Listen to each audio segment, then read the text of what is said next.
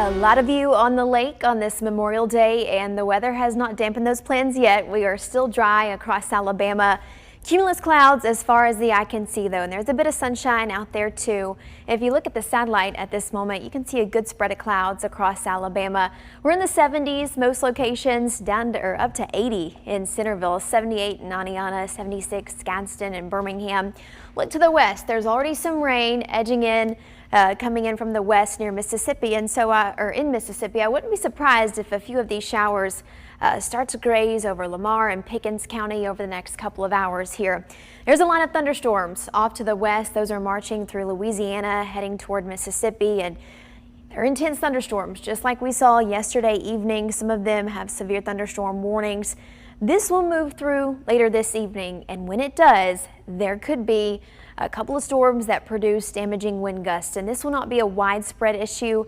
We have a marginal risk up today, and latest outlook from the Storm Prediction Center, they did add a slight for southwest Alabama, so that includes part of Sumter County and Greene County down toward Demopolis and Utah.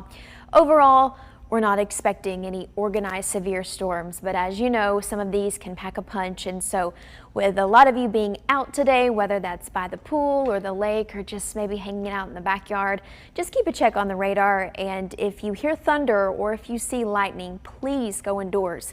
Storm timing, we think those move into West Alabama close to 4 or 5 p.m.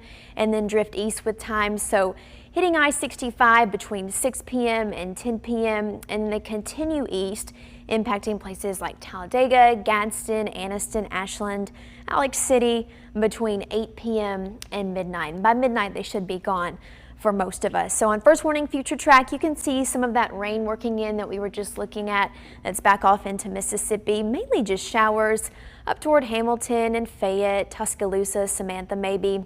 That's at 3 p.m. and then here come the storms much later in the evening. Thankfully, we've had a pretty dry day. Heavy thunderstorms moving into southwest Alabama close to dinner time. And today, these are more oriented southwest to northeast. That is the motion they are moving. So different from yesterday. 9 p.m. near I-65, looking at places like Clanton, Calera, Chelsea, moving on over toward Talladega County. And then you'll see close to 11 p.m. into midnight, they are in East Alabama, getting ready to exit Alabama and move on into Georgia. Should be pretty quiet tonight. But tomorrow, guess what? We're doing it again. More storms in the forecast. I'm not exactly sure when this wave will come in. These waves of storms are a little difficult to time, but plan on more afternoon storms tomorrow. Some of them heavy where they develop, and they could produce gusty winds, possibly some hail. We've been talking about the same threats for days, but just don't discount the power of the wind, especially with a saturated ground, and it only takes one storm moving over your location to bring trees down and kind of have a big impact.